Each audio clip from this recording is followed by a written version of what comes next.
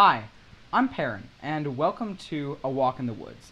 This is a podcast that we will be releasing on some sort of schedule where our goal is to learn and teach others. Each of us has researched a topic that we will bring in and teach to each other and to the viewers. I'm joined here today by Elliot. Hi. Nalin. Hello. And Leo. Hey, what's up? Hi. Alrighty, so who wants to start?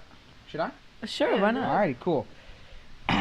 So, topic I did is about forest fire.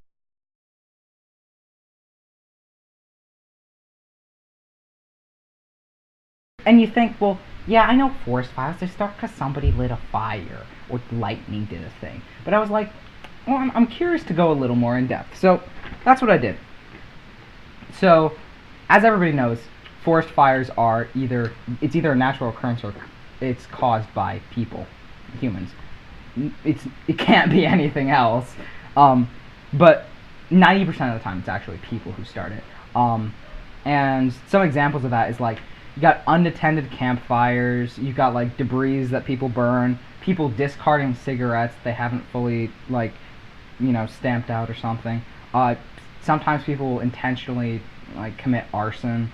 You've also got like heavy equipment, like machinery that can catch on fire, or even actually something that was interesting to me is bullets can start forest fires. Really? Hitting like dry trees or plants that actually can start a fire. So it must be really dry. Yeah, well, no duh, it is California. Yeah, no, you need a really dry climate to start a forest fire. Natural gas can also start forest fires, as well as electrical issues like a power plant, like a stray spark can start something.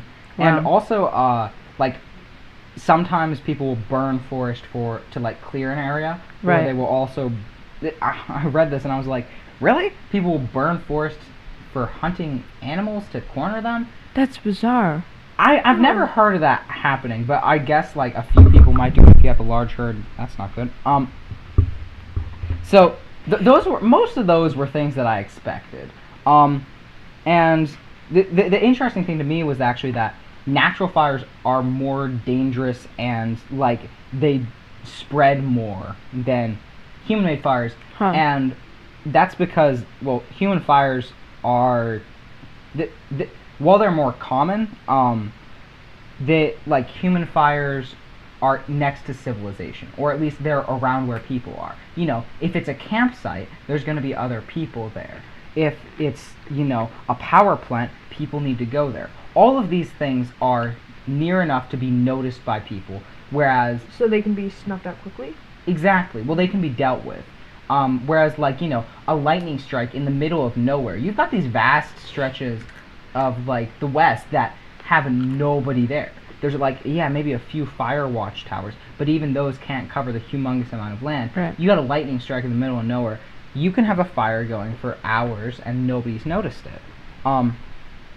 So, the natural causes, I'll go on to some examples of those. Lightning is obviously the biggest cause. I found an interesting fact is that lightning strikes Earth randomly about 100 times per second. That's 3 billion lightning strikes per year. Wow. Yeah, no, it's crazy.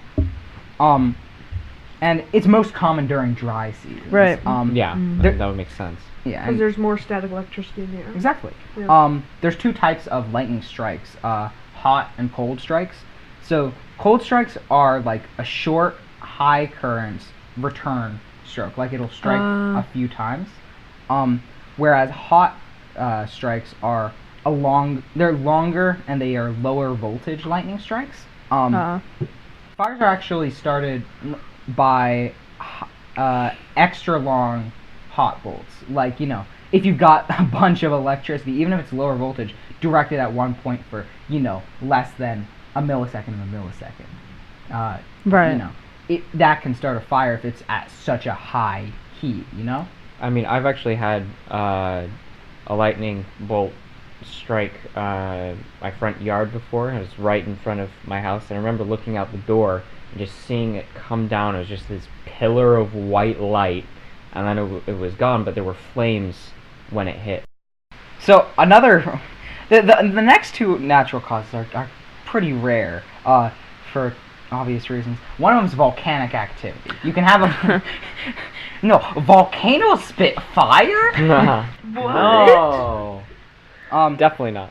and there's also spontaneous combustion, like sawdust and leaves. I read this, like, I've got multiple sources said rarely forest fires can start from just things catching on fire. Really? Randomly, out of the blue. That must be like, What?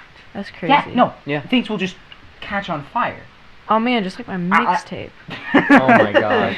I couldn't figure out, I didn't have, like, I didn't look into a reason for why they would, but I would assume that it's got to do something like you've got the sun on it for, if it's in the sun for a while, if it's just been there hot, super dry, like, Probably something that's like a pile or something that can like insulate heat really well. That'll just yeah. That makes sense. And Yeah. everything in it is dry. It's not like a leaf pile here where it rains once and it's never dry. Right. I mean, things like birch wood and like Yeah, exactly. like little Leaves. leaves, dry things like Yeah. that. So I'm gonna move on to the next part. Forest fires are totally not new, which that's kind of a given. It's not global warming started forest fires. They've been around for millions and millions of years. But they are obviously there's more because of humans because Right. you know Smokey we're the Bear. messy. Mhm. But again, the natural fires are the more devastating ones. They're more dangerous. That's interesting because it feels like Yeah, with no, the you'd spontaneous think- combustion, it's like just this random thing that That's happens. the natural fires. Yeah. Right, Yeah. and then like and then they spread so much, and then with Suddenly, humans, fire. like, and then it's just we create a fire, and it's even less. It's interesting. Yeah. So, because plants are rich in carbon, and the atmosphere is oxygen, and there's dry climates, that's what means that there's going to be forest fires. Like, we Yes. are a planet that is naturally flammable. Because life forms are made of carbon, like, the surface of the earth is mostly things that can be burned. So, Yeah. like, that's why you've got forest fires that can happen. Yum, tasty carbon. So, actually, something that was funny to me is that most natural forest fires that occur, at least this is mainly focusing on like the west coast of the United States. Like that's where I got most of this information about. The really interesting thing to me is that most natural fires are actually allowed to burn. Like they will let these natural fires burn unless they are in direct threat to humans or like buildings. They're just gonna let them burn.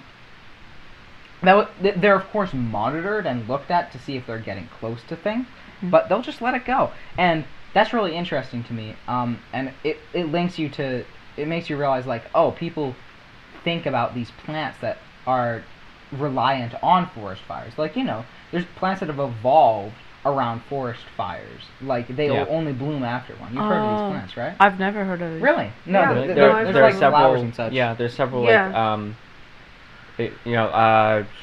pine trees where the pine cones will only release the seeds if there's a forest fire going on. And Ooh. Yeah. here's what I would think about that. The reason that happened is, like the survival, the ones that you got to think that's a really interesting trait to evolve. Yeah. Because you got to think that it's the ones that survived after the forest fires and the ones survived after forest fires after that. Like that's got to be a really interesting way that developed. And you've also got to think like the reason for that. Well, it's obvious. If all your competition on the ground is burned to a crisp, those trees are gonna grow. Yeah. Yeah, no, that's really interesting, and that's why they'll let forest fires burn, so that you've got these plants. Plant life. Well, not more interesting both more interesting, and like also to balance the ecology of the forest. Yeah. Right. I mean, it's a natural occurring it's a thing. natural cause, and It's kind of like how like predators attack prey, and that kind of Yeah. keeps the Balance. food chain and the food web Balance. kind of balanced. Mhm. Instead of humans hunting other animals, which can kind of change the way the food web is structured in a unhealthy way. Yeah. But like things that would happen before humans were here, those kinds of things are natural, and I guess they want to Exactly. be They're trying to keep the natural order. right. Yeah. It makes sense. Yeah. Yeah. So when you gotta control a forest fire, usually buffer zones are made, which actually ironically they're often made by burning vegetation, like a controlled burn of like an area surrounding a forest fire, like miles and miles far away. They'll burn a little area, like let's say there's a highway. They'll burn like 100 feet to the forest. Like they'll burn out all the trees and undergrowth so the fire can't jump the highway. So there's no So it's got there's no fuel. Yeah. But I mean, there's cases of that happening, I'm sure, and that's when a fire is just so hot and burning and has so much fuel that it's just able to have such a large width. To Right. it. And also, I'd assume there's wind in that case to help it. Because feeding the oxygen. Just Well, the wind blowing like cinders and embers Yeah. and all that stuff. I'm also thinking like that might also be they're not cutting down the trees, but instead they're just burning the stuff on the ground so that has less, so that it only has like the tops of trees and all that stuff. There's also, so in this there's 3 types of fires. There's ground fires, which obviously are just on the ground. Surface fires, which are like up to 1.3, I don't know why that's the standard, but 1.3 meters tall, which is what, 4 feet? About there. About. maybe a little more. And there's crown fires, which those are like on the tops of trees. Oh. So crown fires are the most dangerous. Oh. And that's because they spread the fastest, and they burn on the trees. Like they can jump from crown to crown on occasion, and it allows them, even if there's nothing on the ground, if there's trees, they can spread through that, and that makes it so that if like the buffer that I was talking about that you'd think of, where it's just the undergrowth that's burned away, like the fire can just pass right over that. Huh. It's actually not uncommon at all for multiple types of these fires to go at once. Like if a forest's on fire, it's not going to just be, oh, it's only on the ground, oh, it's only on the surface, or it's only on the ground. You'll have ground surface and ground like at the same time. Yeah. So on suppression by these ground fires, you're gonna dig a trench. Get some trench warfare going. Flashbacks to World War I. You're gonna fight the fire like that. Shoot bullets at it. But that'll just make it spread. If you're shooting at the fire, no need. The bullet catches on fire. and then the takes the fire fire kills the fire. When they say Fighting fight fire with fire, yeah. No. Ice bullets. Those are snow. Shut up. Cool them in like liquid oxygen first. Cool them in liquid oxygen. Fire them. Just like Fire a them. minigun, just like fired. spread. Anyways, surface fires, those or you could just get what's her name? The ice gun. May. May. You just get May's ice gun, yeah. Yeah. Okay. No context for that. It's from Overwatch. Yeah. The worst character in the game. So That's your opinion. surface fires, you control those with, buffers like before, but you also use like water backpacks. That's when you got firefighters who will go out and be like, yeah, Arnold Schwarzenegger will come, just shoot the fire with some water. Just like start punching the fire and just like Yeah. Get Rambo out there. the fire takes form. Crown fires are actually the most interesting in how they're suppressed. Is like they'll do that with planes. And actually now it's more unmanned stuff like drones. Like that's a use for flying drones. That's interesting to me. Like you hear all the stuff like drones bombing things and all that. But you can use them for like a great thing like this. Like you don't even have to have a human out there near the fire where it's more dangerous to fly. Obviously, you can just have a drone spraying water down on this fire. Huh. Initiate spray. So wildfires are stopped if they threaten people or property. Like that's when they'll stop them. Otherwise, they generally will let natural fires burn. I mean, honestly, that's about it. So, I mean, I have some questions. Yeah, go ahead. Right. So the first question has to do with geography. Geography. So like, do forest fires just happen all along like the coast, like California? Like, is it all over like that area, or is it in certain regions, like maybe like only in the south or? Well, I know that It'll be more predominant in the south, wouldn't it? Here's the thing: you've got to have a forest. Right. So that's why it's not going to really happen that much in the south. But they're actually on more the east coast. There is plenty of forest in the south. But the reason that there's not going to be as much forest fires there is it's wet all the time. Oh, I see. Because you need a dry season. You need things to be really dry. You need to be dry enough that things can just randomly catch on fire. But actually, you think of it in California, but I personally, when I think of it, I think more like Oregon or Washington. Those are the places that have heavy woodland. When I went, is it Washington really wet? They are next to the ocean, but inland a bit, there's plenty of forest. In fact, there's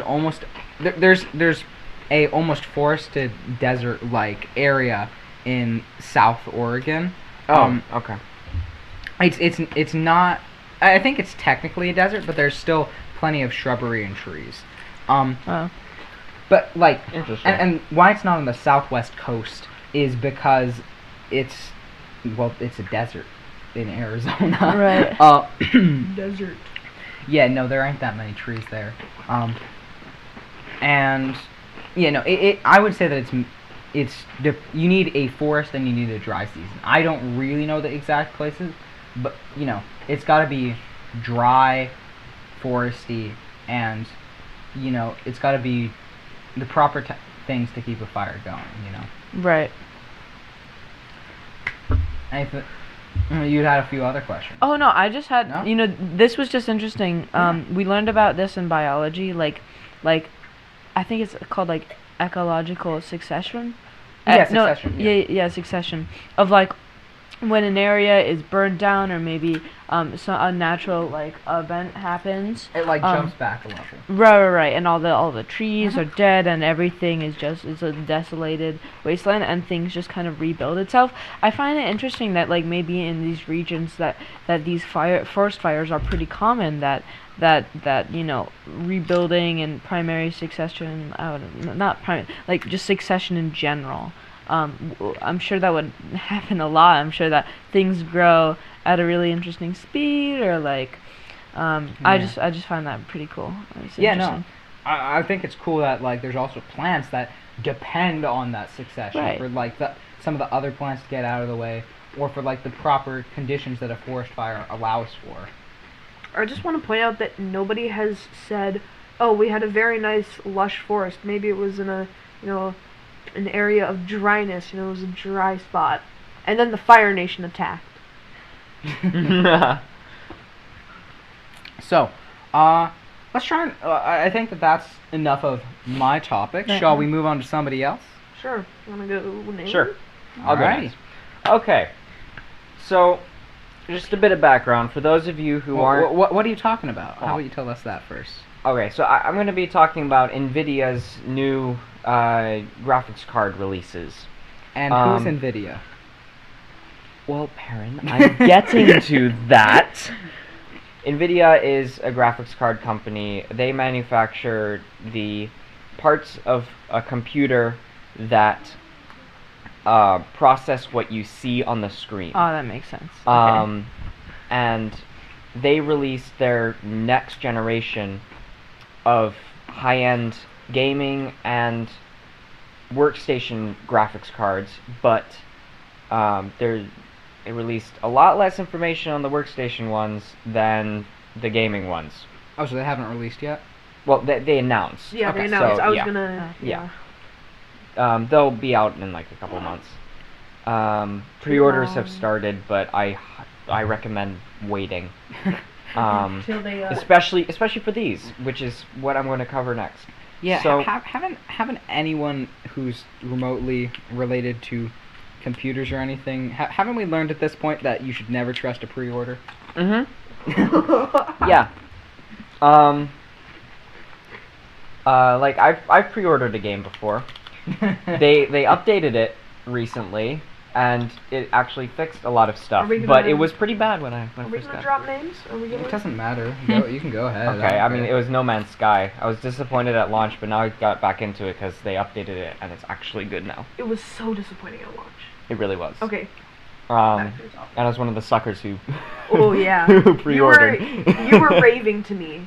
Yeah, I was really excited for No. this. But For those of you not, it's a video game. It yeah. was an overhyped video game. They that was flat released- out lied in their promotional material. Yeah, they did. Yeah.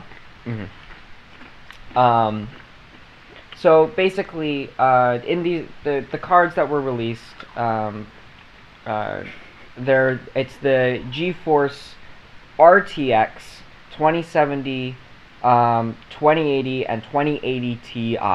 Those are a lot of words. Yes, no, it's more numbers than words, really.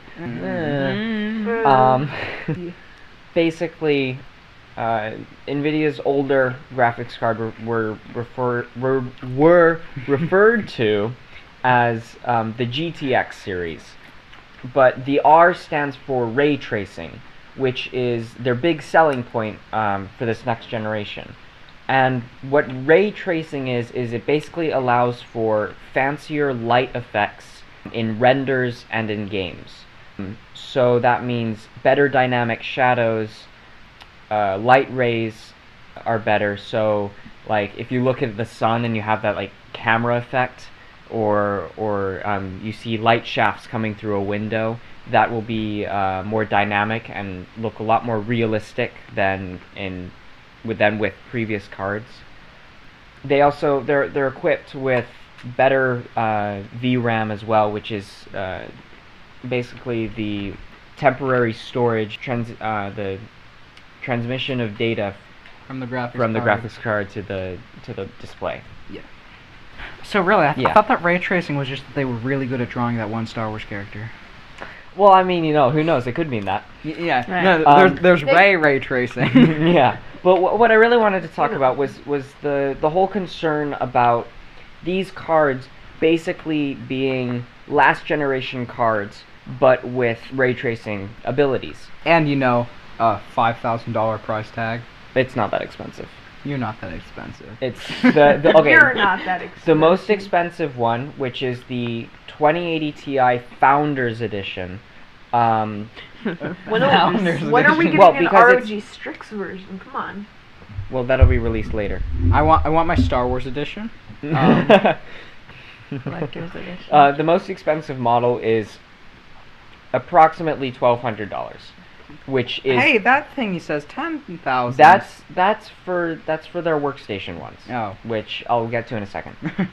But it's about $1,200, which a lot of people are saying is way too expensive for a consumer grade card. I'm kind of inclined to agree with them, Hey. but That costs but- more than my laptop. Yeah, I know, it gets really expensive. And Yeah. and I'm here's not even why. worth that much. Nvidia's more expensive kind of like prosumer lineup, which is the Titan lineup. Their current generation Titan card built for more intermediate gaming, and although they say it's not built for gaming, it's based off of the same stuff that the previous generation cards are, therefore it kind of is. Also $1,200. And then of course you get into the Volta stuff, which is I'm not going to cover that today. But it's weird. I mean, do you guys have anything to say on this? Because I think it's just That's a I lot think of insane money. that they're asking so much for next generation cards that really shouldn't be this Y- expensive. you keep talking about graphics cards. All I can think is like a card game, like, you've activated my graphics card. No. I just think that like my laptop, Mm. it's a gaming laptop, and it was like It was nine- less 930. than- It was yeah. less than that, and it just seems absurd that like with the Bitcoin mining craze and all that stuff, Okay. the 1080s and the 1080 Ti's, But and the the Bitcoin 1070s mining stuff were did. crazy. that Those did have leveled die out. down, Those yeah. have leveled back out to lower than retail, right? Mhm. It's Well, just in some cases. in some cases, yeah, not the 1080 Ti, right? I'm But not sure, but It yeah. just seems like it's so much money that like that's not a consumer product. No, not a lot of people are able to spend like what is like the lowest end one, the the RTX 2070. What That's is that? going to be that's the be year when I can afford to get it. So I don't have an exact. Here we go. I saw okay. like the lowest one was 800, I think. It's 500, 500. which like, is more that's reasonable, but decent. that's what a current 1080 goes for, which is Uh-huh. the last generation card. That's one of the And it's for those of probably- you who don't know the benchmark. Yeah. That's one of the best. Consumer grade graphics cards. It's one of the best thingies that make your game look good. Like, I would say- yes, I like I'd that way say of putting a it. $500 1080 if you're an avid gamer and you're going to be doing it like competitive If grade you want, stuff, or if you want 4K support. or if you want 4K support, Yeah. or like the What is best 4K support? 4K Well- is the resolution. Yeah. What's So- the resolution? It's how high quality, like how like, quality the pictures it's the are. pixel density Yeah. in a screen, and so pixel, like and if you don't know what pixels are, it's basically, if you look really close, it's those little squares. Let me explain it better. uh, The 4K means it make your video look good. Oh my god. So another thing is like if you want like a really good VR experience, if you're a VR gamer, Mhm. you're gonna be Virtual getting like reality. a virtual One, reality, yeah. I should say. You're gonna be getting like at least a 1060, then 1070 is like pretty 1070 good. is like optimal, like, but for And price then- performance for VR. And then if you want the best VR performance, you're gonna be getting a 1080 or a 1080 Ti, and it's like those are. I'm guessing that those are gonna the 1080 and the 1080 Ti are most likely gonna be like just about the same power as these new ones. So, like I mean, the only we- thing is the Oh, sorry. R, whatever it is, the ray trace. Yeah. Like, is that worth paying another? You know. Yeah, I mean, and here's the other problem with it, is that ray tracing also adds more strain on the actual graphics processing unit, which is kind of the central hub for it all, which means that depending on what we end up seeing, you could actually be seeing slightly lower performance with ray tracing turned on. Yeah. Although this is pre-actual release, so we don't have any benchmarks yet. And also, like, speaking, like, in a couple months when they are actually released, like, how cheap are the 1080s and the 1080 Ti's going to be, and is the value going to be worth it? Exactly. Yeah. Yeah. So now let me bring up another term I want you to make sure. By benchmark, do you mean something we draw on a bench? Oh my god. No, No. so- So that's how well the card performs. So the performance of the card, how many frames per second can it push? Why do frames per second matter? Because it makes your game run smooth. I'm not gonna start a debate on frames per second I'm sorry. in the comments. I'm If you trying. want to yell at Perrin in the comments below about frames per second, please go ahead. See, I'm merely trying to make sure that all our viewers are on the same page. I know. So, is that about it, or do you have more to add? But what I am excited for is 8K 60Hz support. Is that a gun? Yes. Wait, hold on. Go No, slow. we need- Oh no, my no. god. 8K. Oh, 8K. For I heard 8K. 8, the number 8, and with followed by a K, it's the same thing as 4K, but double the resolution, at 60 hertz, which is the refresh rate of the monitor, which basically means What is that? how many times it flickers per second. Okay. So, Pretty much. another pretty thing much. is I want 8K 1440. Or, sorry, not What? 1440, 144 refresh rate.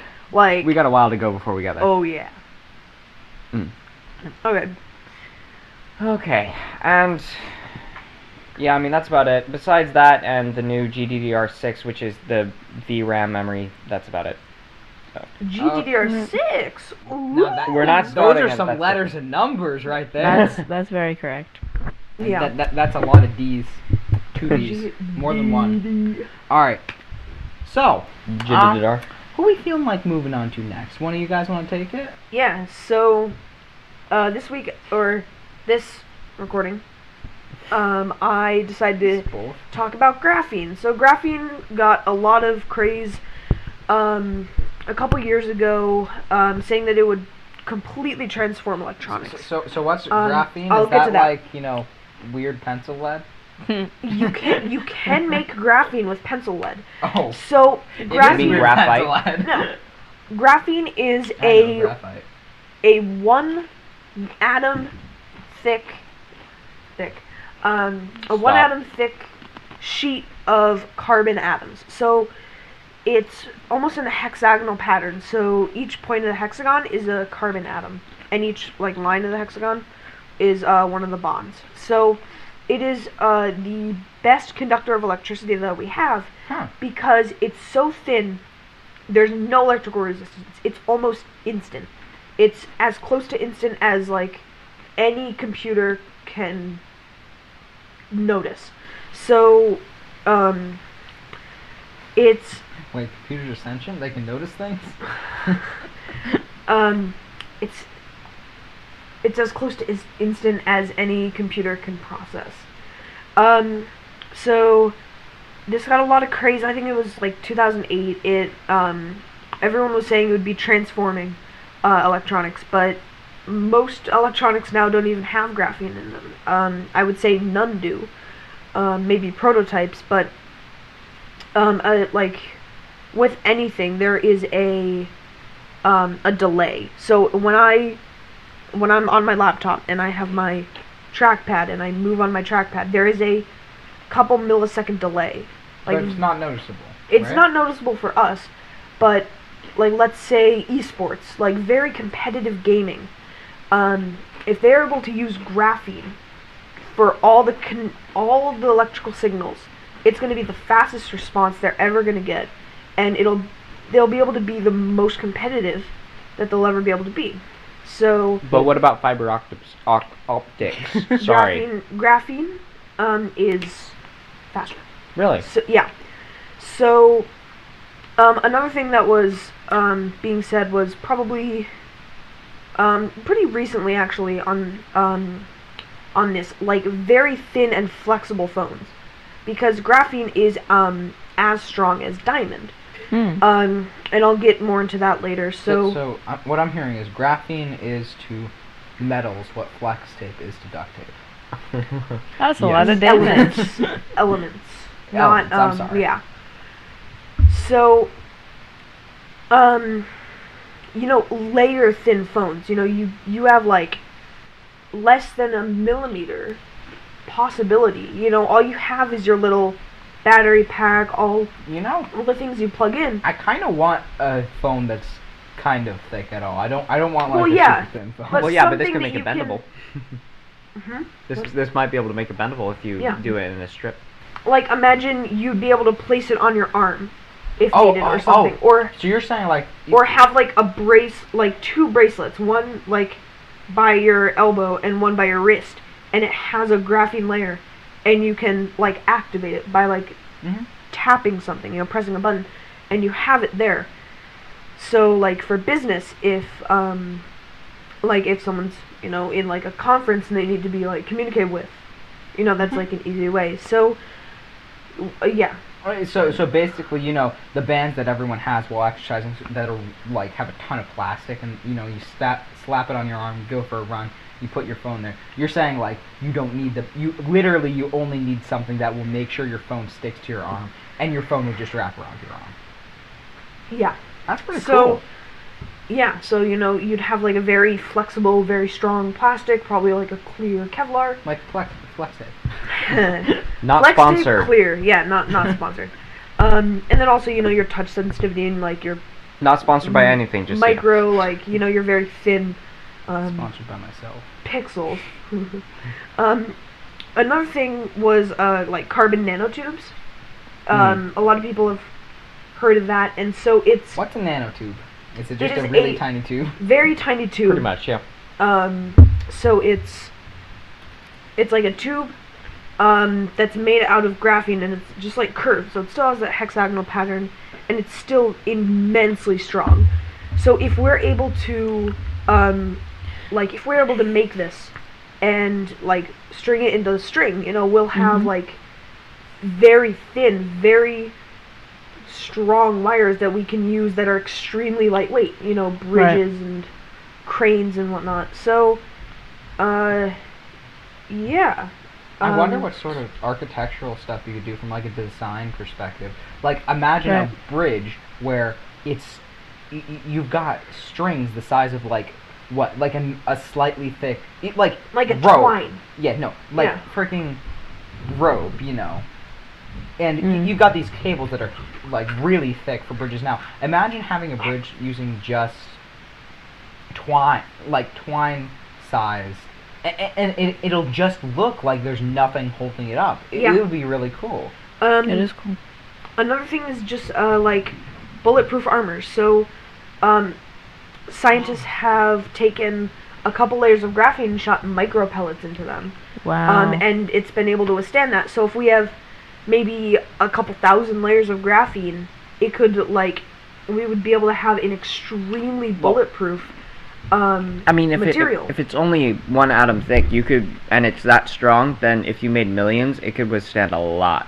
Oh yeah. That's a lot of damage. Because it'd probably be millions or even billions of layers to make. Unless you made like a full bodysuit or something, that would be interesting to see. So something that I'm not sure about the flexibility of it, though. Yeah, something I'm excited for is, like if you have like a laptop, you don't want it to get damaged.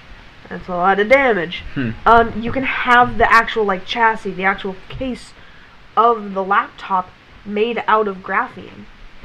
And like that's something that I would think is most likely possible, using like an epoxy to like cement the layers and have it all machined out. What about What about even like screen protectors? Because if it's Yeah. only an atom thick, you might see like a bit of it's- gray or something. But The thing is, if it's an atom thick, it's like, well, it's clear at very, very thin, things, it just lets light pass right through. The only thing is, it's you can like, actually imagine if you have a diamond, like a slice of a diamond, 1 atom thick, it's not going to be super strong. You need multiple layers, I see. like hundreds. Do you think you most could likely. probably engineer it to be clear? Yes. So at very thin,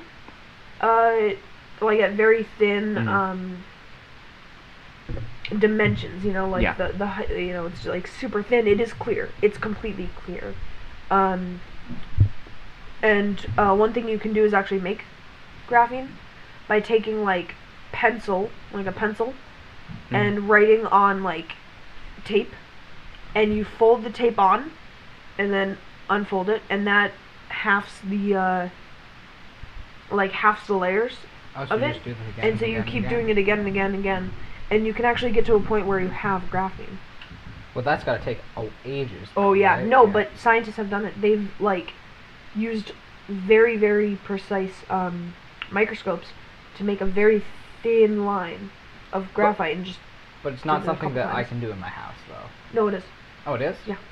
Huh. I've done it before. So- There's a very good Veritasium video on it. I think is it Veritasium? I believe it was Veritasium. Yeah, What is so if you want Veritasium? like Yeah. a lot more information on this, and that goes pretty well in depth, There we'll will be a we'll link in it the in description. we'll link it in the show So, notes. I have 2 questions for you, Elliot. Yeah. One of them is, how is this used not related to tech and architecture? I want to know, how will this apply into other fields? Because it sounds mainly like like you're saying it's a tech thing, but I want to know, like, is there medicinal value to this? Will this help in the medical field? Like, will this help improve cars? I know that's still technology, but I want to know what other fields is this going to apply to? Well, I couldn't find anything for like medicine. Well, I'm thinking mean- more like hypothetically. Right. Yeah, Like, yeah. If you've got this material that has these small fibers, what is it going to allow us to do? Maybe like implants. Like, imagine, or like something to like, if you have a brittle bone, you know, surgically put in like layers of that to protect the bone. So like that's like all I can more think of. more artificial organs or parts of humans, like that sort of thing. Well, giving it flexibility, like that's. You could use layers of this to like seal a wound, I guess. I mean, Yeah. I'm not sure about the application of that. Like It'd probably have to be more of a compound than pure graphene. You but could basically have invisible stitches, no? You could, yes. You could actually, well, yeah. carbon nanotubes, Mm-hmm. you know, which are yeah. black. Like, there's no possibility of them breaking. Yeah. Like, they're just so strong.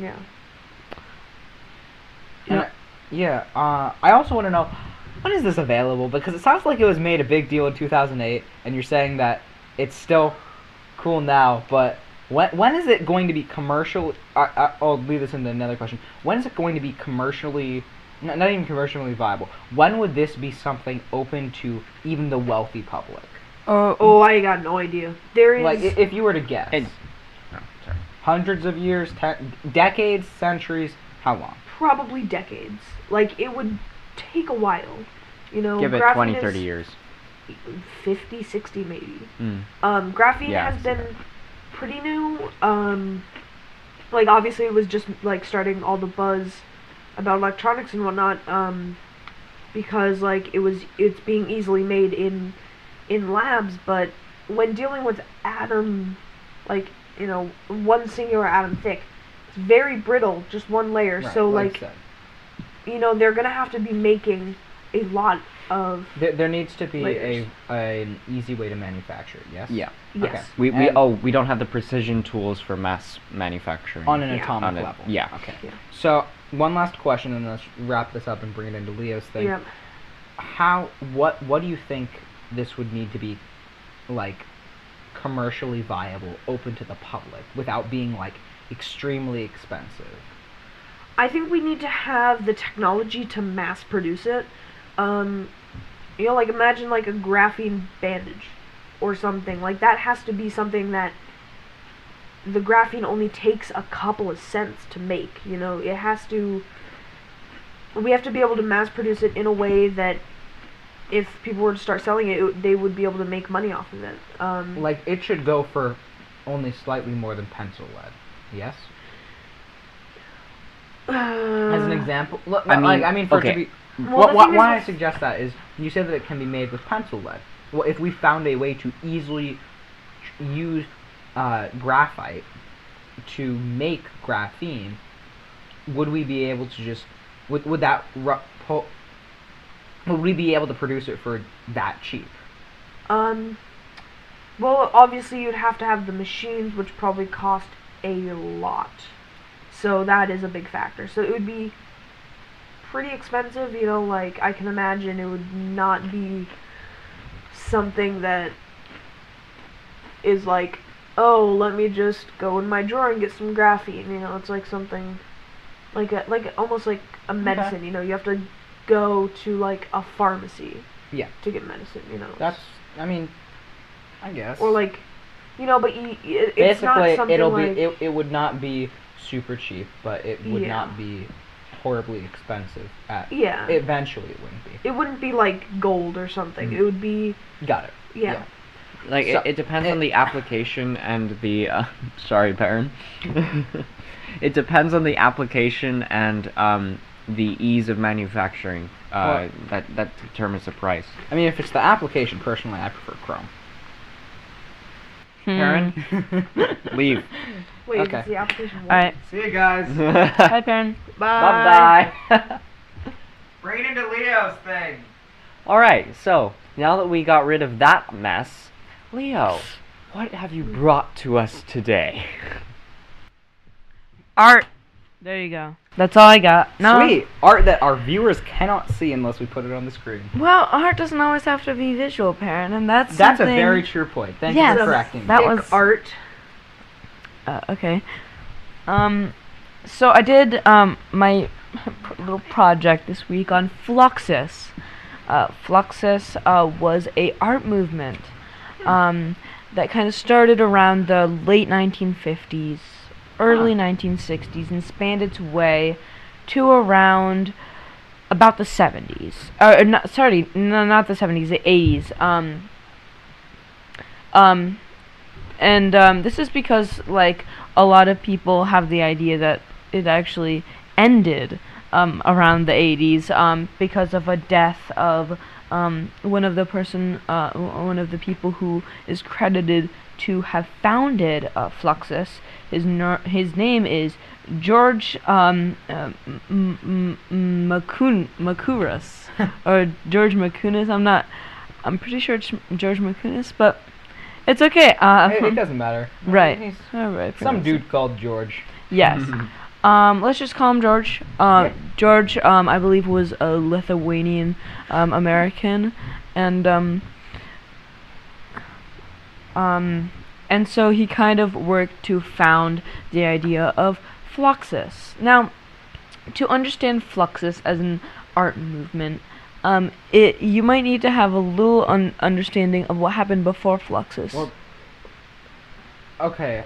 Is this going to lead into, like, what Fluxus is? Yes, Okay, definitely. So before Fluxus was a thing, there was something called Dada, or Dadaism. Right, I remember learning about this. These are, like, in between the two world wars. You got Yeah, Dadaism exactly. and Surrealism. Yeah. Right, yeah. So Dadaism was this experimental, art movement that had to do with kind of what we consider as art, and Right. Like, you know, questioning it? exactly, and what it means to us. And Fluxus, I feel like, was kind of just taking this idea and building on it, and So it was like a spiritual successor. yeah. I mean, an example of Dada is, I'm forgetting the artist's name, but I know that there was one artist who just put a urinal on it. Oh, signed that's it.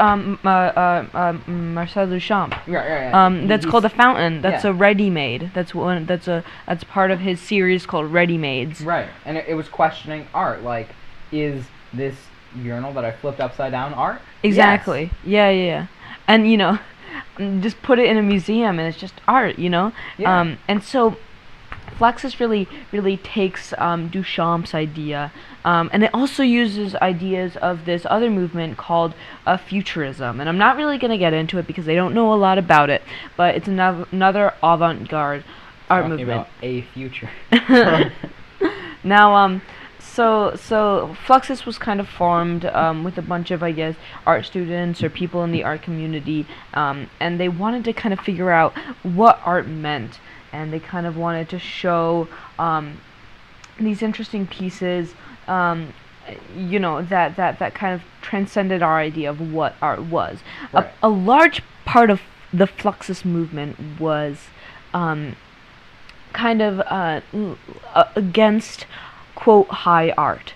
The idea that, like, there's fine art and that it belongs in museums, and it's and the idea is that this high art or this fine art is elitist. Yeah. And the idea is that that's not really good for art. That doesn't really represent art. And so having this in mind, Fluxus pieces were formed. And one Fluxus artist that you may know was Yoko Ono, who's very important to the art community when it comes to movements like Fluxus and Neo-Dadaism. I've got a question. Did Fluxus really have a, like, general location that it stemmed from, or was it more a worldwide sort of thing? That's a good question. I think a lot of it was worldwide. I got a lot So from... it was like they had some form of international communication on it? I'm pretty sure, yeah. Okay. It's actually not too long of a movement. But I heard that it was pretty global. I think a lot of it happened in America. I think New York was a spot. Right. I mean, New York's a hot spot for a lot of stuff. And also Buffalo, New York, actually. Really? My dad worked with Nam June Paik's wife. Nam June Paik is another artist, and he worked with a lot of people, like an artist named Tony Conrad.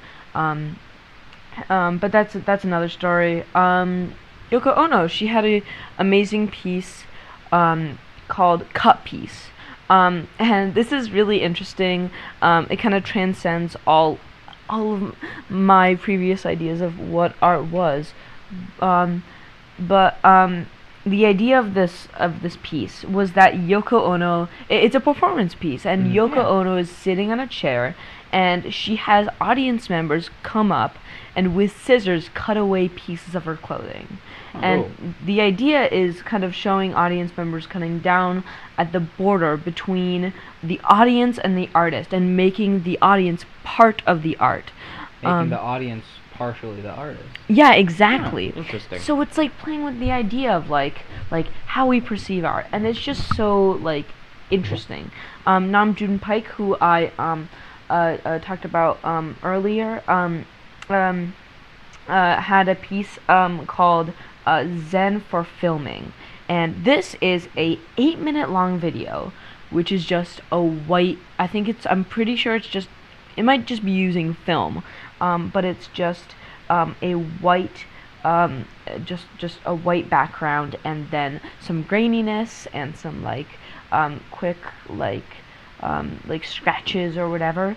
And so it also moves into film, yeah. So it's just, there's so many different mediums where this goes on. Also, there's an artist called Allison Knowles. Made a this is one of my favorite pieces here. She made a piece called Make a Salad, where she literally had audience members, or I think they're just random people, make a salad. Make a salad. That's just it. They go up and choose one ingredient, that sort of thing. Exactly. Yeah, they had like bowls of stuff, and they just make a salad. Throw some quinoa, some kale, lettuce. I mean, yeah. Did they like? Did Anybody everybody get a of- salad, or? I'm not sure about the details. Anybody of this. fan of olives in salad? Yes. I don't know. I don't like tomatoes in salad. That's the only thing I have to Really? say. I don't like. You Wow. already know that I don't like tomatoes. Wow. What Okay, about let's get back Hey on guys, Okay, we try not to opinionate the show. Well, Oh, fine. all right. Tomatoes are objectively good. All right. That is objectively an opinion. Like. Anyway, some big names in the movement, like John Cage. That's a kind of short name. John Like, Cage? well, wouldn't you want like a Nick big name? Cage. Wouldn't a big name be? You'd want something more like Sir Pumpalumpicus the Third. What? That's a third. I don't love that. I don't know. I came with a big. All right, guys. New podcast name. Sir Pumpalumpa. I'm naming Sir my next Pumpalumpicus Sir the Pumpalumpicus. third. All right. In the Sorry, woods. sorry, I mean, you Leo. could- That you was could a name- bad. okay. That was a bad You tangent. can name your cats right now, Sir Pumpalumpicus. lump. All right, Big lump. Leo, continue. Yeah. So I guess some more little facts about Fluxus is that Fluxus can be defined, and some people define it as anti-art. Kind of going against the idea of what art has traditionally been. It's humorous. It really is. I don't think personally that like a movement can come in this like completely like serious and like very just serious. I think that it has to have a bit of humor. Like these pieces are funny. Make a salad. That just it's funny. It's humorous. It's playing with the idea of what art is, and I think humor is important. Yeah, I in agree. this setting. Yeah. It's the sort of thing where if you go and you go to a museum or something, and I know that's not really part of the idea Right. of Fluxus, but you go to a museum, you see all these art pieces. Sometimes it's really nice to see some sort of art pieces that like has some really clever humor in it. Right. Like it really, if it's still art, and I think that like you could classify many things as art. You could call like comedians, that's a form of art. You can Right. say that humor is art in a way.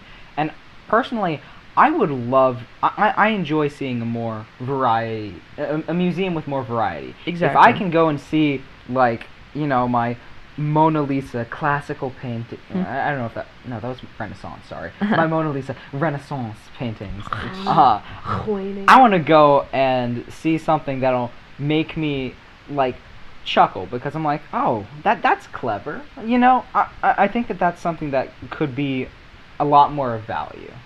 Mm-hmm.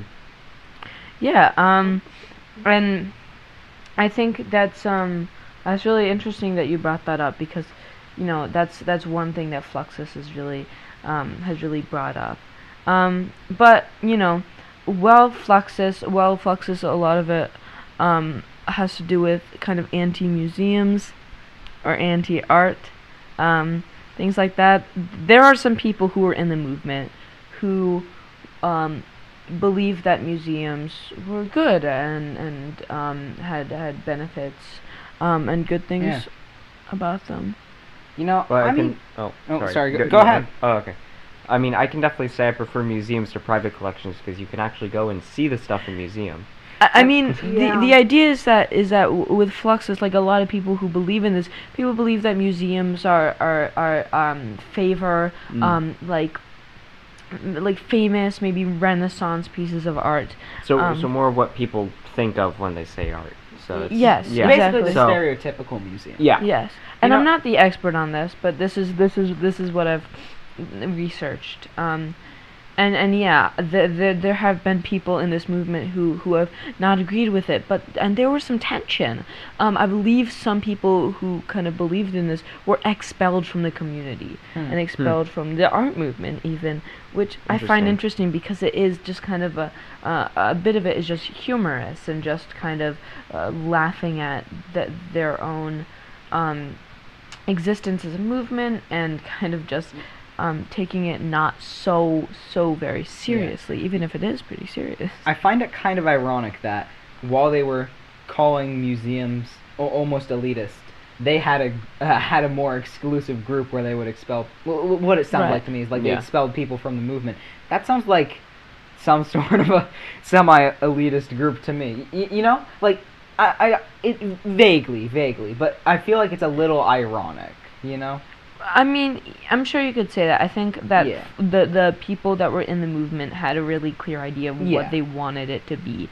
And so, I think it might be a little ironic, but, it's just, there's a lot of tension in these groups. But I think in like all movements in general, there's always going to be some internal strife. You can't have no matter what the movement, there's always going to be tension because somebody wants to lead. People have different ideas of where they want to take the movement. Exactly. There's never movements that are perfectly unified, but those that get close are the ones that succeed.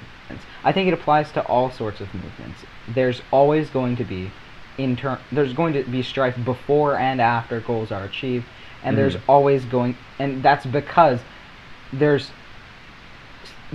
may be a common goal, but within that there's always different goals and motivations. Everyone has a different motivation. Yeah.